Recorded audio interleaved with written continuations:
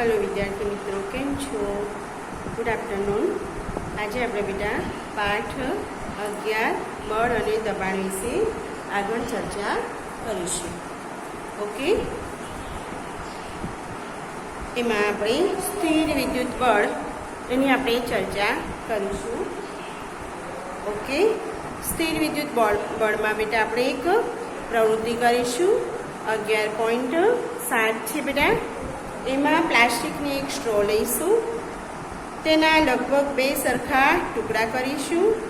એક દોરીની મદદથી ટુકડાને કોઈ એક ટેબલની ધાર પર લટકાવીશું। હવે સ્ટ્રોના બીજા ટુકડાને પોતાના હાથમાં પકડીશું અને તેના મુક્ત છેડાને કાગળના ટુકડા સાથે ઘસીશું। સ્ટ્રોના ઘસેલા છેડાને લટકાવેલા સ્ટ્રો પાસે લાવતા 2 ટુકડાઓ એકબીજાને સ્પર્શે નહીં, તેનું આપણે ખાસ ધ્યાન રાખીશું। બરાબર। હવે લટકાવેલા સ્ટ્રોના ટુકડાને મુક્ત છેડાને કાગળના ટુકડા સાથે ઘસીશું અને કાગળ ઘસેલા સ્ટ્રોના ટુકડાને લટકાવેલા સ્ટ્રોના મુક્ત છેડા પાસે લાવીશું। તમે જોઈ શકશો કે કાગળ સાથે ઘસેલી એક સ્ટ્રો બીજી સ્ટ્રોને આકર્ષે છે, એટલે બંને વચ્ચે આકર્ષણનો નિયમ લાગુ પડે છે। પરંતુ લટકાયેલા સ્ટ્રોને પણ કાગળના ટુકડા સાથે ઘસવામાં આવે તો તે અપાકર્ષે છે, એટલે દૂર જાય છે। અપાકર્ષે છે એટલે દૂર જાય છે। તમે આકૃતિમાં બેટા જોઈ શકો છો। સ્ટ્રોને કાગળના ટુકડા સાથે ઘસવાથી સ્ટ્રો સ્થિત વિદ્યુત ભાર પ્રાપ્ત કરે છે તેમ કહેવાય। આ સ્ટ્રો એ વિદ્યુત ભારિત પદાર્થનું ઉદાહરણ છે। આપણે જાણીએ છીએ બેટા કે એક પદાર્થને બીજા પદાર્થ સાથે ઘસવાથી બંનેની અંદર શું આવશે? ઉર્જા આવશે। એટલે અહીંયા બેટા 2 સ્ટ્રો લીધી આપણે, જેને આપણે કાગળ સાથે ઘસ્યા તો એક સ્ટ્રો વિદ્યુત ભારિત થશે, એટલે વિદ્યુત ઉત્પન્ન થશે, જેને કારણે અહીંયા ચુંબકનો નિયમ કે આકર્ષણ અને અપાકર્ષણનો નિયમ લાગુ પડે છે। એટલે આપણે કહી શકીશું બેટા કે એમાં વિદ્યુત ભારિત પદાર્થ થયો, સ્ટ્રો વિદ્યુત ભારિત થઈ। તો એક વિદ્યુત ભારિત પદાર્થ વડે બીજા વિદ્યુત ભારિત કે વિદ્યુત ભાર રહિત પદાર્થ પર લાગતા બળને સ્થિત વિદ્યુત બળ કહેવામાં આવે છે। ઓકે, 2 પદાર્થો સંપર્કમાં ન હોય ત્યારે પણ આ બળ અસ્તિત્વમાં આવે છે। તેથી સ્થિત વિદ્યુત બળ એ અસંપર્ક બળનું એક ઉદાહરણ છે। આપણે આગળના પ્રકરણમાં વિદ્યુત ભારો વિશે આગળ ભણીશું બેટા, પ્રકરણ 15ની અંદર। હવે ગુરુત્વાકર્ષણ બળ, ગ્રેવિટેશન ફોર્સ, બરાબર, તમને ખબર જ હશે બેટા ગુરુત્વાકર્ષણ બળનો નિયમ સર આઇઝેક ન્યૂટન નામના વૈજ્ઞાનિકે શોધ કરી હતું। એ એક દિવસ બેટા કોલેજના વેકેશન દરમિયાન તે સફરજનના ઝાડ નીચે બેઠા હતા અને અચાનક એક સફરજન પૃથ્વી પર પડ્યું, બરાબર। તો એમના મનમાં વિચાર આવ્યો કે સફરજન હવામાં અદ્ધર કેમ ના રહ્યું, સફરજન સીધું નીચે કેમ ના પડ્યું અને સફરજન સીધું ઉપર કેમ ના ગયું। આના પરથી એમને ગુરુત્વાકર્ષણ બળના નિયમની શોધ કરી। ન્યૂટનના ગતિના આપણે નિયમો બેટા આગળના ધોરણોમાં ભણીશું બેટા, 9માની અંદર। અહીંયા ગુરુત્વાકર્ષણ બળ કોને કહેવાય? તો પૃથ્વી પર લાગતા વજનને ગુરુત્વાકર્ષણ બળ કહેવાશે। કોઈ પણ પદાર્થને 10 માળની બિલ્ડિંગ હોય કે 25 માળની બિલ્ડિંગ પરથી કોઈ પદાર્થને આપણે ફેંકીશું તો એ પદાર્થ સીધો નીચે જ આવે છે। એટલે પૃથ્વી પર એવું કોઈક એવું બળ છે જેને કારણે બધી વસ્તુઓ નીચે આવે છે। આપણે હવે સાયન્સની ભાષામાં ભણીશું બેટા કે ગુરુત્વાકર્ષણ બળ એટલે શું, એના વિશે ચર્ચા કરીશું બેટા। કોઈ સિક્કો કે પેન તમારા હાથમાંથી છટકી જાય છે તો એ ક્યાં પડે છે? તો તમે કહેશો બેટા કે સિક્કો કે પેન પડશે તો એ સીધી નીચે જ પડશે, બરાબર। પાંદડા ફળ છે એ ક્યાં પડશે? તો કે પાંદડા અને ફળ એ જમીન પર પડશે, એવું આપણે કહીએ છીએ બેટા, બરાબર। જ્યારે સિક્કો તમારા હાથમાં પકડેલો હોય છે ત્યારે તે સ્થિર અવસ્થામાં હોય છે અને સિક્કો જ્યારે તમારા હાથમાંથી નીચે પડી ગયો ત્યારે સિક્કો ગતિ કરે છે, બરાબર. એટલે ગતિની શરૂઆત નીચેથી કરે છે, નીચેથી એની ગતિ કરે છે, બરાબર. સિક્કાની અવસ્થામાં કોઈ ફેરફાર થાય છે નથી થતો બેટા. સિક્કો એવો ને એવો જ રહે છે. પદાર્થો કે વસ્તુઓ પૃથ્વી તરફ પડે છે એટલે કારણ કે પૃથ્વી તેને પોતાની તરફ ખેંચે છે. આ ખેંચાણના બળને શું કહીશું બેટા? ગુરુત્વ બળ, ફોર્સ ઓફ ગ્રેવિટી કહીશું. ફોર્સ ઓફ ગ્રેવિટી, ગુરુત્વ બળ, બરાબર.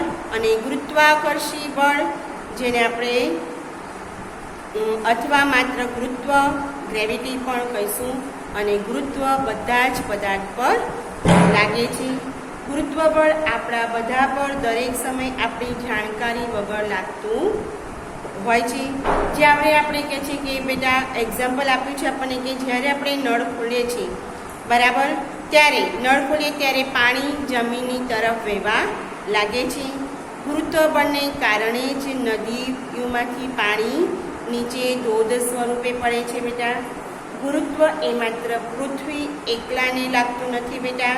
હકીકતમાં વિશ્વનો દરેક પદાર્થ નાનો હોય કે મોટો એકબીજા પર બળ લગાડે છે. આ બળને આપણે ગુરુત્વાકર્ષણ બળ કહીશું. હવે આપણે જોઈશું બેટા આગળ દબાણ મુદ્દો છે, ટોપિક છે આપણો દબાણ છે. દબાણ એ 7મા ધોરણમાં ભણી ગયા છો બેટા કે વંટોળ કે ચક્રવાત વખતે તોફાની પવન ઘરની છતને પણ ઉડાવીને લઈ જાય છે, બરાબર. તમે એ પણ શીખ્યા છો કે વંટોળ એ ચક્રવાત કે હવાના દબાણના તફાવતને લીધે ઉત્પન્ન થાય છે. શું દબાણ અને બળ વચ્ચે કોઈ સંબંધ ખરો બેટા? ચાલો આપણે જોઈશું. તો એક લાકડાના પાટિયા ઉપર આપણે ખીલી મારીશું, બરાબર. એને શીર્ષથી ઠોકવાનો પ્રયત્ન કરીશું. શીર્ષ મતલબ બેટા લાકડાનું પાટિયું. માની લો કે આ લાકડાનું પાટિયું છે બેટા, બરાબર. અને આપણને એવું કીધું છે કે એના શીર્ષથી એને ઠોકીશું, બરાબર. લાકડાની ખીલી આવી હશે બેટા, બરાબર. શીર્ષથી એટલે લાકડાની ખીલીને આપણો માથાનો શીર્ષનો ભાગ એને ઠોકવાનો પ્રયત્ન કરીશું. તો એ ખીલી કહે છે કે અંદરની તરફ ખૂપે છે, બરાબર. તો અણીદાર છેડા પાસેથી ઠોકવાનો પ્રયત્ન કરો, એને ઠોકી શકાશે નહીં? ઠોકી શકાય. શાકભાજી કોઈ બુઠ્ઠી અથવા ધારદાર છરી વડે કે છે કે કાપવાનો પ્રયત્ન કરો તો કયું તમને સરળ પડશે? તો કે જે ચપ્પુ બેટા ધારદાર છે એ ચપ્પાથી તમે સરળતાથી શાકભાજી કાપી શકશો, અને જે ચપ્પુ બેટા બુઠ્ઠું છે એનાથી આપણે સરળતાથી શાકભાજી કાપી શકીશું નહીં. ઓકે. જે ક્ષેત્રફળ પર બળ લગાડવામાં આવે જે ક્ષેત્રફળ પર બળ લગાડવામાં આવે છે, ઉદાહરણ તરીકે ખીલીના અણીદાર છેડા, જે ક્ષેત્રફળ આ કાર્યોને સહેલું બનાવવામાં કે છે એક અગત્યની ભૂમિકા ભજવે છે, બરાબર. એને શું કહીશું આપણે? દબાણ કહીશું. દબાણની વ્યાખ્યા થશે બેટા એકમ ક્ષેત્રફળ દીઠ લાગતા બળને દબાણ કહેવામાં આવે છે. એનું ગાણિતિક સૂત્ર બનશે બેટા દબાણ, એને ઇંગ્લિશમાં આપણે પ્રેશર કહીશું, બરાબર. બળ એને આપણે ફોર્સ કહીએ છીએ. અને એના છેદમાં જે સપાટી પર લાગતું ક્ષેત્રફળ એટલે એ કહીશું. ક્ષેત્રફળને આપણે એરિયા કહીશું.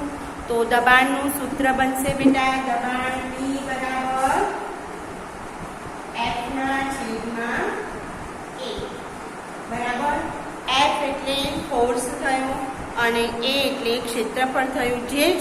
જેટલા એરિયામાં એનું દબાણ લાગે એ એરિયાને એનું ક્ષેત્રફળ કહેવામાં આવે. આપણે માત્ર બળનો જ વિચાર કરીએ. જે આ પૃષ્ઠ એટલે કે લંબ સપાટી હોય તેના પર દબાણ લાગતું હોય એના વિશે આપણે ચર્ચા કરીશું બેટા, બરાબર. અહીંયા જુઓ બેટા કે પ્રવાહી અને વાયુ પણ કે છે દબાણ લગાડે છે. શું કે છે? તે પણ ક્ષેત્રફળ પર બળ લાગતું હોય છે. તો કે હા બેટા, અહીંયા જોઈશું પ્રવાહી અને વાયુ દ્વારા બળ લગાડવા માટે આપણે કેટલી પ્રવૃત્તિ આપી છે બેટા એ જોઈશું. તો લગભગ કાચની પારદર્શક બેટા આપણે સીસી લઈશું.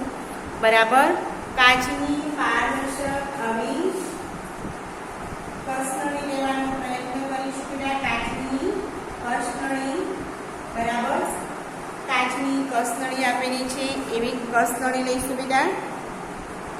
હવે કે છે એ પાઇપની નળી લગભગ 15 સેન્ટીમીટર હોય લાંબી અને વ્યાસ લગભગ 5 થી 7.5 સેન્ટીમીટર હોવો જોઈએ. એક સારી ગુણવત્તાવાળા પાતળા રબરનો ટુકડો પણ લઈશું. તમે રબરનો ફુગ્ગો પણ કે છે કે લઈ શકો છો. પાઇપના એક છેડા પર રબરના ફુગ્ગાને આપણે લગાવી દઈશું. આ રીતે બેટા નળાકાર પાઇપ લઈશું બેટા. બરાબર,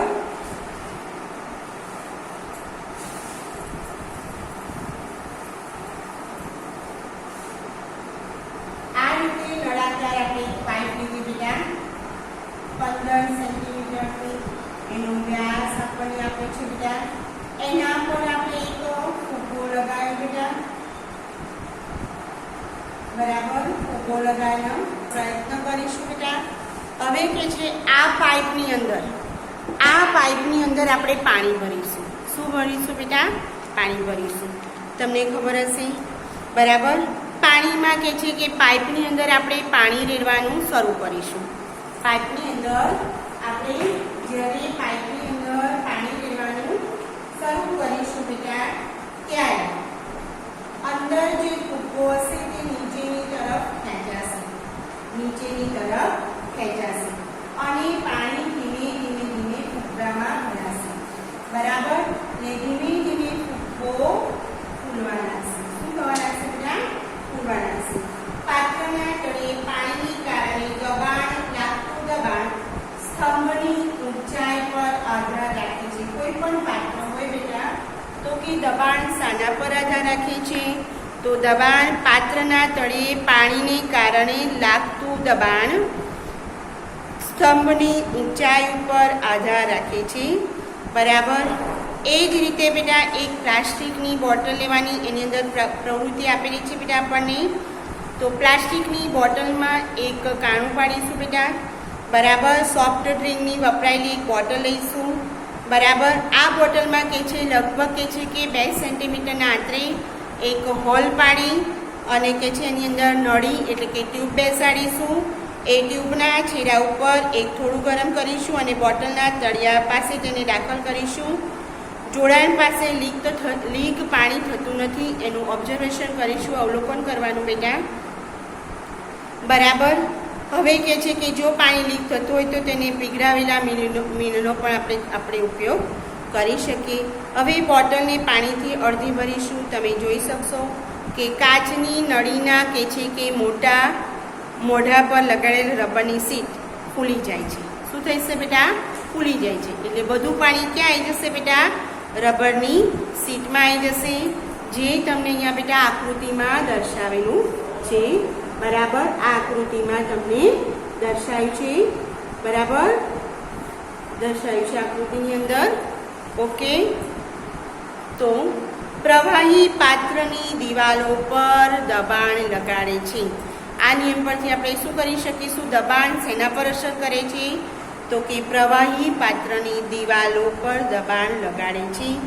એ જ રીતે એક ખાલી બોટલ લઈશું, એને બેટા અડધે સુધી ભરીશું અને નીચેથી કે છે આપણે એને સમાન ઊંચાઈ સુધી પાણી ભરીશું અને કે છે એને નીચે છિદ્ર પાડીશું. તો એક સરખા છિદ્ર વાટે એ પાણી બહાર નીકળી જાય છે. તો એને આના પરથી આપણે આ નિર્ણય પર આવી શકીએ કે પ્રવાહી સરખી ઊંડાઈએ સરખું દબાણ લગાડે છે, જે આપણને આકૃતિ 11.6 બુક્સની અંદર આપણને દર્શાવ્યું છે. ઓકે બેટા, બરાબર. હવે આગળ પ્રવાહી પાત્રની દિવાલ પર કે છે દબાણ લગાડે છે. એના માટે કે છે કે કોઈ ફુગ્ગાને આપણે ફૂલાવીએ છીએ ત્યારે તમારે મોઢું કેમ બંધ કરવું પડે છે? ફુગ્ગો ફૂલાય છે એટલે આપણું મોઢું બંધ થઈ જાય છે, કારણ કે આપણી અંદરની હવા બહાર ન નીકળી જાય અને સીધી જ ફુગ્ગામાં જાય એવો આપણે પ્રયત્ન કરીએ છીએ. જો કોઈ ફૂલાવેલા ફુગ્ગાના મોંને ખોલી દઈશું તો શું થશે બેટા? ફુગ્ગાની બધી જ હવા બહાર નીકળી જશે અને ફુગ્ગો હવા વગરનો થઈ જશે, એટલે કે ફૂલાયા વગરનો થઈ જશે. બરાબર. તો સાયકલની ટ્યુબમાં તમને ખબર હશે બેટા, પંચર જ્યારે પડે છે ત્યારે અંદરની હવાનું શું થાય છે? તો કે અંદરની હવા કાણું પડી ગયું, હોલ પડી ગયું, એટલે અંદરની હવા બધી જ બહાર નીકળી જાય છે. આ બધા ઓબ્ઝર્વેશન પરથી કહી શકીએ બેટા કે વાયુ પણ જે પાત્રમાં ભર્યા હોય તેની દિવાલો પર દબાણ લગાડે છે. બરાબર.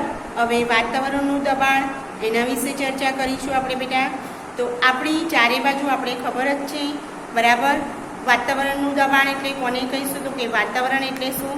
તો આપણી ચારે બાજુ આવેલા હવાના આવરણને આપણે શું કહીએ છીએ બેટા? વાતાવરણ કહીએ છીએ. વાતાવરણની અંદર અસંખ્ય વાયુ આવેલા છે. આ વાયુઓ પણ આપણને દબાવે છે, છતાં આપણે કેમ દબાતા નથી? હવા આપણને દબાવે છે, છતાં કેમ દબાતા નથી? એના વિશે જોઈશું. આપણે ચારે બાજુ હવા છે, તો આવેલા હવાના ચારે બાજુ આવેલા હવાના આવરણને આપણે વાતાવરણ કહીશું. વાતાવરણ એ હવા એ પૃથ્વીની સપાટી ઉપર ઘણા વધારે કિલોમીટર, એટલે આપણે જોઈશું કે કહી શકીએ બેટા લગભગ દરિયાની સપાટીથી 800 કિલોમીટર સુધી વાતાવરણ ફેલાયેલું છે. બરાબર. તો આ હવા વડે લાગતા દબાણને વાતાવરણનું દબાણ કહેવામાં આવે છે. બરાબર. એકમ ક્ષેત્રફળ દીઠ લાગતા દબાણને બળને આપણે દબાણ કહીએ છીએ. તો એકમ ક્ષેત્રફળ એટલે આપણે કલ્પના કરવાની બેટા, તો તેના પર એક આપણે હવાથી ભરેલો લાંબો નળાકાર કે છે ઊભો કરી દઈએ. બરાબર. તો આ નળાકાર કે છે હવાનું વજન એ વાતાવરણના દબાણ જેટલું હશે કે નહીં એના વિશે આપણે ચર્ચા કરવાની છે. હવે તમે રબર ચૂસક જોયું હશે બેટા. બરાબર. તમે ચીપકાવો છો. બરાબર. સાણી ચૂસક, રબર ચૂસક હોય તો તમે ભીત ઉપર ફેંકો છો, તો ભીત પર એ રબર ચૂસક હશે બેટા, તમને ખબર હશે. રબર ચૂસક રાઉન્ડ હોય, આવી રીતે રાઉન્ડ હશે.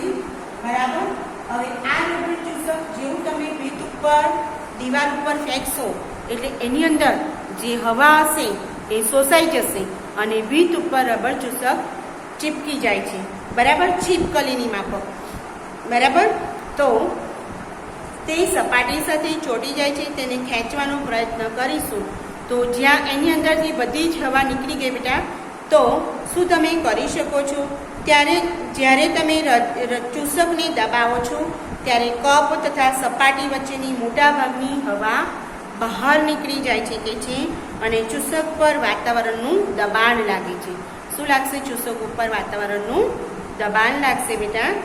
તેથી તે સપાટી સાથે ચોંટી જાય છે. બરાબર. ચૂસકની સપાટીથી ખેંચીને અલગ કરવા લાગુ પડેલા બળ એટલું જ પૂરતું હોવું જોઈએ જેથી કે છે તે વાતાવરણનું દબાણ પાર કરી શકે. બરાબર. તો વાસ્તવમાં ચૂસક અને સપાટી વચ્ચેથી બધી જ હવા બહાર કાઢી નાખવામાં આવે તો કોઈ પણ મનુષ્ય માટે કે છે કે ચૂસકને એની સપાટીથી અલગ કરી શકવું શક્ય નથી. આ પરથી આપણે અનુમાન લગાવી શકીએ કે વાતાવરણનું દબાણ કેટલું હશે. બરાબર. હવે આપણા માથાના વાળનું ક્ષેત્રફળ, માથાના વાળનું ક્ષેત્રફળ બરાબર 15 સેન્ટીમીટર ગુણ્યા 15 સેન્ટીમીટર જેટલું હોય તો શું કહે છે કે આ માથા પર હવાનું કેટલું વજન કે છે વહન કરી શકું, એટલે મીન્સ કે કેટલું વજન હું ઉંચકી શકું એવું આપ્યું છે. જો કહે છે કે 15 સેન્ટીમીટર ગુણ્યા 15 સેન્ટીમીટર ક્ષેત્રફળ અને વાતાવરણની ઊંચાઈ આપણને દર્શાય છે બેટા સ્તંભમાં હવાનું લગભગ 225 કિલોગ્રામ એટલે કે 2250 ન્યૂટન દળના કોઈ પણ પદાર્થનું બળ કે છે કે વજન હોય એટલું હોય છે. તો આ વજન નીચે આપણે કેમ દબાઈ નથી જતા? એનું કારણ કે આપણા શરીરની અંદર દબાણ પણ વાતાવરણના દબાણ જેટલું જ હોય છે અને બહારની હવાને કે છે બહારના દબાણને એ નાબૂદ કરી દે છે બેટા. બરાબર.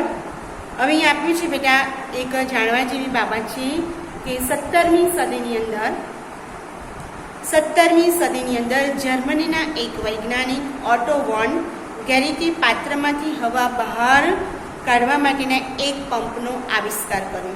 હવા બહાર કાઢવું પાત્રમાંથી, બરાબર.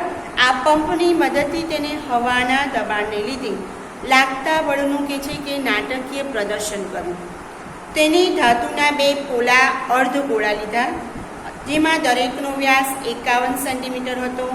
આ અર્ધગોળાને એકબીજા સાથે જોડી વચ્ચેની હવા કાઢી લેવામાં આવી.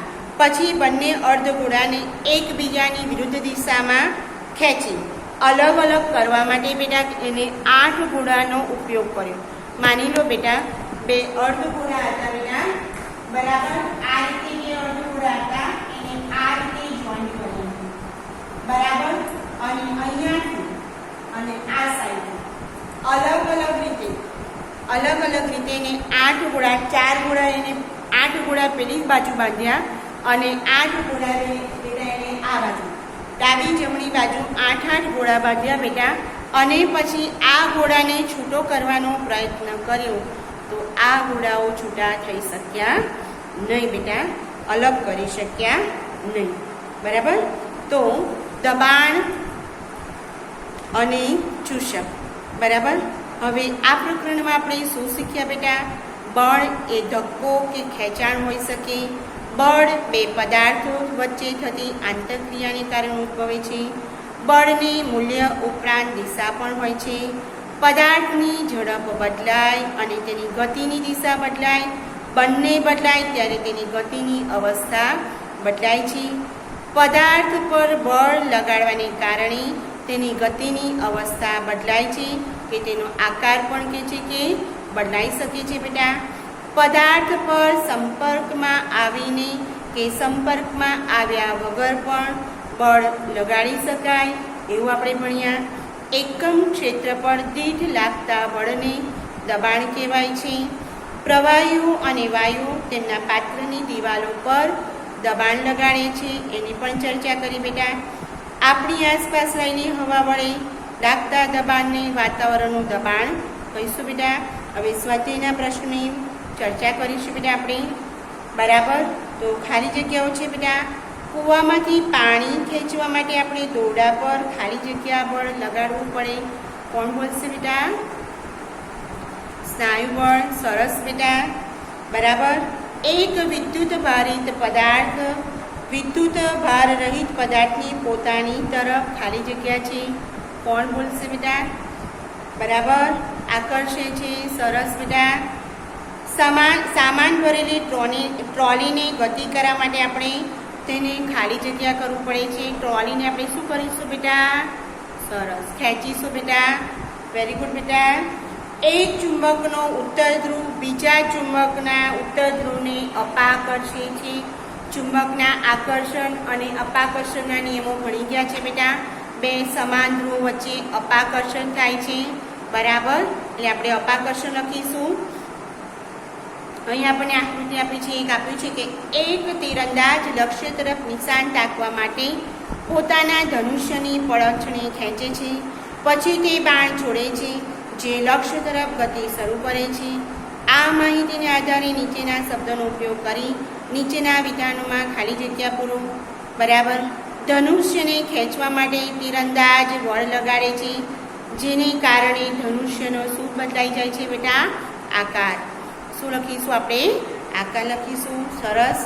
ધનુષ્યને ખેંચવા માટે તીરંદાજ વડે લાગુ પડેલ બળને આપણે હાથ વડે લાગવું પડે છે. હાથ વડે તીર ખેંચીશું બેટા એટલે સ્નાયુ બળ લાગશે. કયું બળ લાગશે? સ્નાયુ બળ લાગશે. એટલે સ્નાયુ બળ છે બેટા. બાણની ગતિની અવસ્થા બદલવા માટે જવાબદાર બળનો પ્રકાર એ ખાલી જગ્યા બળનું ઉદાહરણ છે. તો સંપર્ક બળ કહેવાશે. બાણને હું સંપર્કમાં લઈશ, બાણ મારા સંપર્કમાં આવશે બેટા, તો જ હું એની પણછને ખેંચી શકીશ. જ્યારે બાણ કે જે લક્ષ્ય તરફ ગતિ કરતું હોય ત્યારે તેના પર બળ લાગતા બળો ખાલી જગ્યાને કારણે અને હવા ખાલી જગ્યાને કારણે હોય છે બેટા. તો કે લાગતા બળ ઘર્ષણને કારણે, હવાના ગુરુત્વાકર્ષણ બળને કારણે, ગુરુત્વને કારણે હોય છે, બરાબર. આગળના પ્રશ્નના જવાબની ચર્ચા બેટા આપણે ફરીથી કરીશું. Good day, good afternoon, good day.